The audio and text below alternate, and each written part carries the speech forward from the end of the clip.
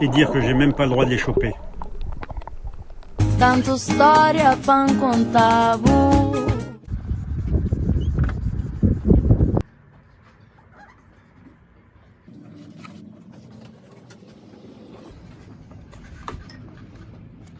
Je suis en train de changer le capot qui fuit. C'est moche ça, parce que quand on est en mer, on reçoit plein d'eau dans le carré. Le problème, c'est que tout est très ajusté, donc c'est facile à faire.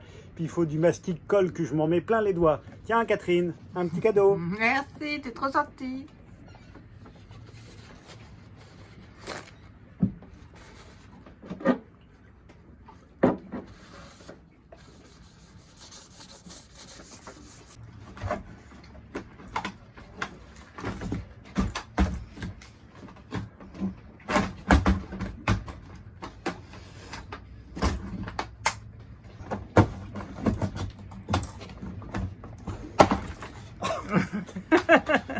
Je crois qu'il faudrait que tu mettes de me filmer.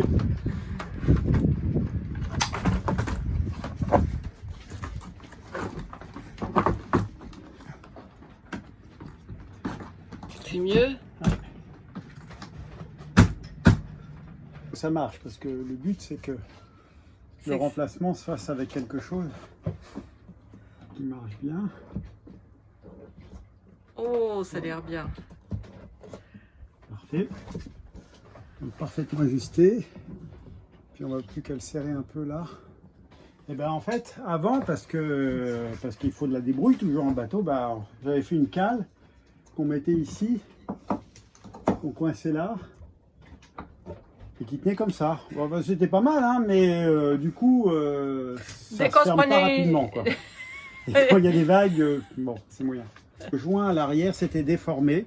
Je ne sais pas d'ailleurs comment c'est possible, mais le joint qui est à l'intérieur du blot, c'était l'arrière du blot s'était ouvert en fait, c'était déformé, c'était ouvert, et donc c'est pour ça qu'il a fallu changer la totalité du cadre, parce que normalement on peut changer uniquement la plaque, mais ou le joint. Et je pense qu'au tout début, la première année où on avait le bateau, on avait empanné un peu à la sauvage, et en fait c'était pas le frein de baume, c'était l'écoute de grand voile qui revient devant et qui avait pris de travers le capot vert et qui l'avait un petit peu déformé, puis en fait après ça n'a fait que de s'aggraver.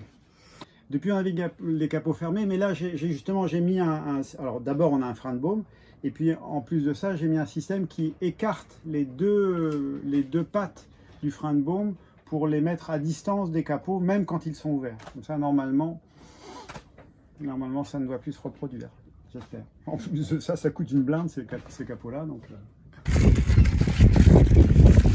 voilà, un capot tout neuf. Et tout beau. Le dernier café en terrasse à Marie-Galante. On va partir bientôt pour Petite Terre et puis après direction les Bahamas, parce que Marie-Galante va être confinée à partir de demain, je crois. Demain midi. Et on va en profiter, nous, pour aller directement sur les... Je vois rien, moi, avec ce soleil.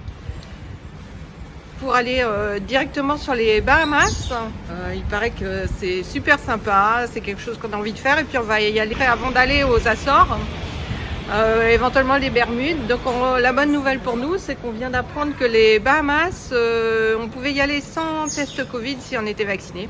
Le bénéfice de toutes mes maladies, c'est que j'ai pu être vaccinée. On a décidé de refaire une boucle en Atlantique, et on commence notre voyage par une escale à Petite Terre. Nous sommes déjà venus, Catherine et moi, il y a une vingtaine d'années, et on est mouillés à cet endroit-là, entre les deux petits îlots. C'est juste à côté de la Guadeloupe. C'est très mignon. En plus de ça, il n'y a personne parce que Covid oblige, on est en confinement. Les îles de Petite Terre sont composées de deux îles, Terre de Haut et Terre de Bas, entourées par un récif corallien. Il s'agit d'une dépendance de la Guadeloupe.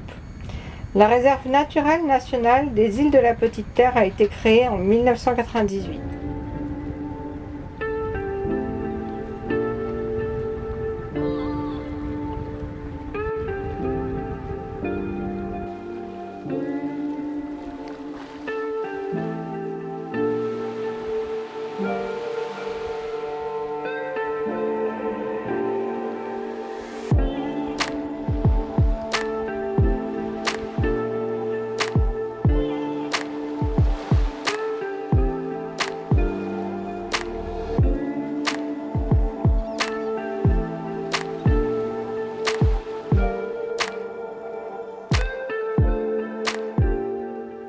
Alors normalement sur Petite Terre on voit des iguanes sauvages, il y en a plein sur l'île puisque c'est une réserve et c'est une espèce emblématique de la Guadeloupe. On va voir ça. J'espère qu'ils sont levés et qu'ils sont au soleil.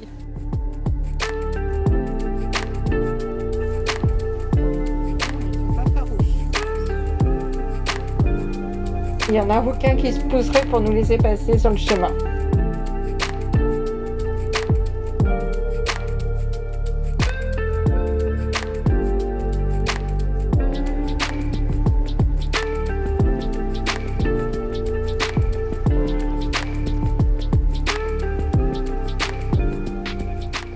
On est arrivé hier en fin de journée à Petite Terre. On devait repartir ce matin pour les Bahamas, peut-être en s'arrêtant à l'île Fourchue où on avait fait notre confinement l'année dernière. Mais voilà, il n'y a rien qui nous presse, donc on va attendre une journée de plus pour profiter de l'île et profiter un peu de la vie. C'est ça la liberté. On a de la chance. L'île comporte aussi de nombreuses tortues marines auparavant chassées pour leurs œufs, leur graisse et leur carapace.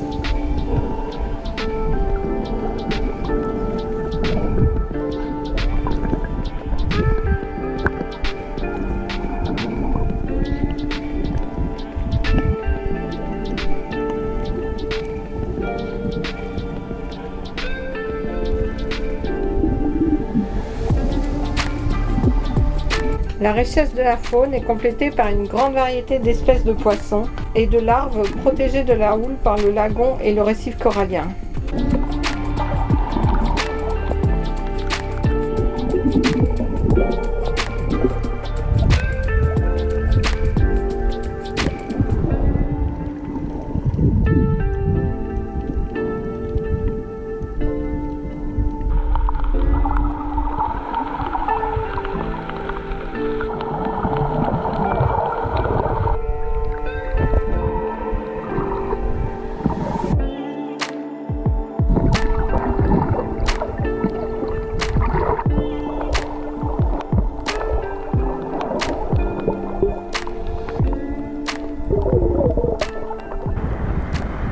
Je me suis bien frotté sur le corail.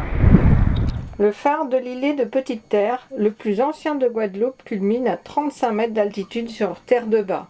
On voit aussi beaucoup d'agaves, plantes qui ne fleurissent qu'une fois dans leur vie.